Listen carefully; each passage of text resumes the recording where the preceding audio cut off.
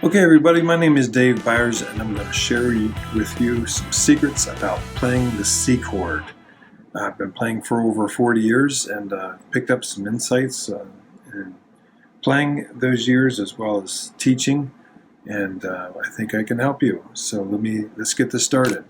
The C chord is very closely related to the A minor chord. It is the relative major to the A minor chord, and of course A minor is the relative minor, so they're kind of cousins, I guess you could say.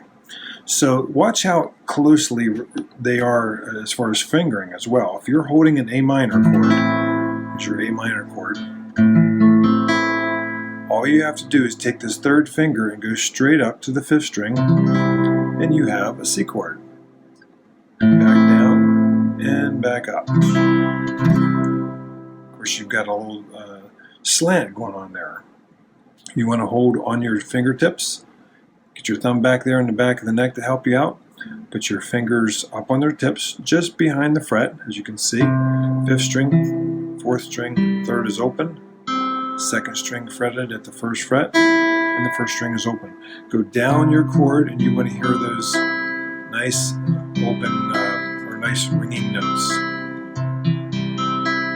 Go back and forth from that A minor to the C, A minor to the C. Get used to that little change there. I like to show people from an E minor to an E major to an A minor and then this C chord.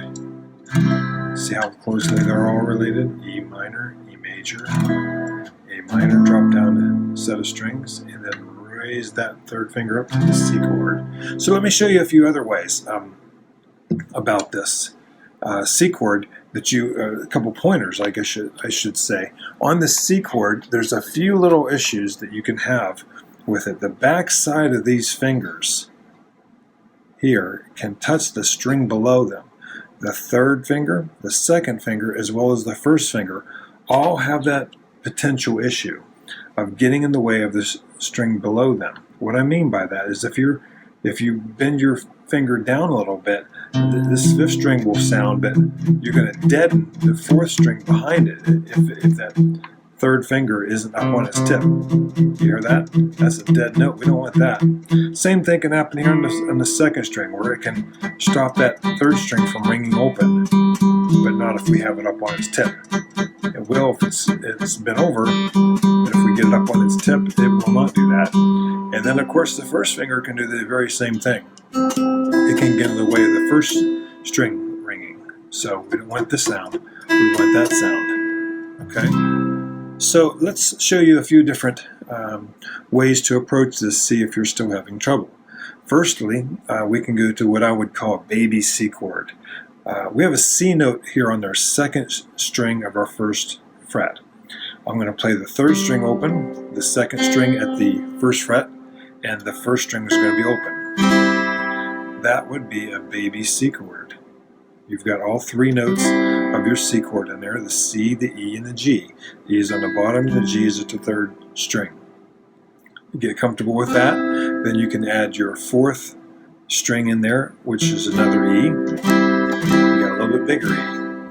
And then when you feel comfortable with that, you can then add the fifth string with your third finger on your low C note right there. So we can walk up that chord. You can walk into it essentially.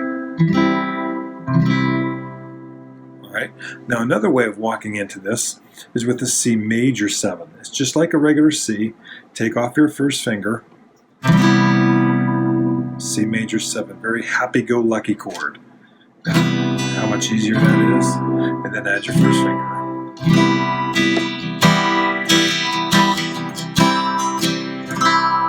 Pretty cool, huh? Get a strum. Make up a little strum that you want and add it back on. You've heard this.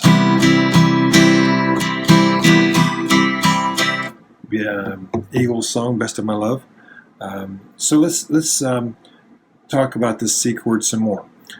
One way of learning this C chord is to play the C chord and then take your hand off and then put it right back on. When you first do this, just go a little bit off of the strings. Off. And then take your fingers off and then go right back down. back off, and then back on, and then go a little farther, a little bit farther, and then get to a point where you take your fingers and just go all the way out with them, and then come back. What's my point here? I am teaching my fingers muscle memory to go right to the C chord all at once, not one at a time, because you do not have time for this routine. You don't have time for that. You need to hit your C chord all at once. How do you do that? Muscle memory. Your muscles in your fingers are going to go right to the C chord once you've played it a zillion times. Another way that you can practice that is to go back and forth between two chords, like for instance a C to G, C to G, C to G. You can sit there and watch the news, watch your favorite movie, and go back and forth between C and G and C and G over and over. And you're teaching your fingers where it goes. In the beginning, go very slow because you want to make sure that you're teaching your fingers to go to the right places, not the wrong places.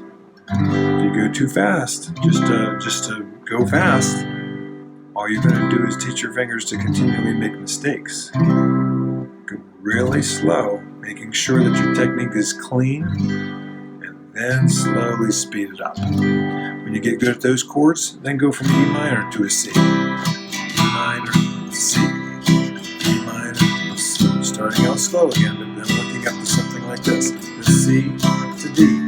The C to D. Then you can just kind of spin it around maybe.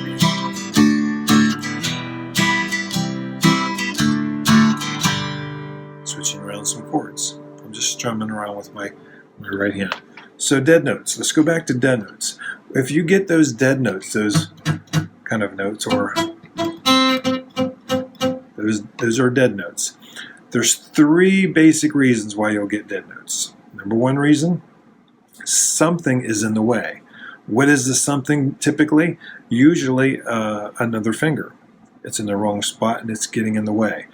We talked about the undersides of these three fingers getting in the way. That's reason number one. Reason number two that a note won't ring is you're in the wrong spot. Maybe you're too far forward, too far over top of the fret, or too far back. The farther you go back, the harder you have to press. So you want to aim for right behind the fret on your fingertip, right behind the fret. That's the proper place. If you're still getting a dead note, then the last reason is that you need to squeeze a little harder.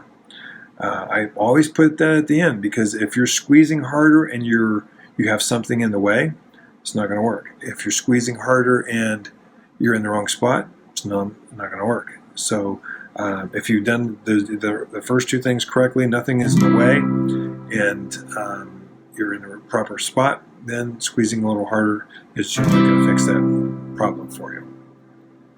So you want to have fun with your C chord. Take some different chords and strum along. That's your C chord. Baby C chord, walk it up. Come from a C major 7. Watch the back sides of the fingertips. Those are your tips for the C chord. I hope that helped you. My name is Dave Byers. Help me out. Hit the subscribe button. Hit the like button. If you have any comments, if you have any other questions, shoot them in the comments. I'd love to hear from you. And all the best to you. Take care.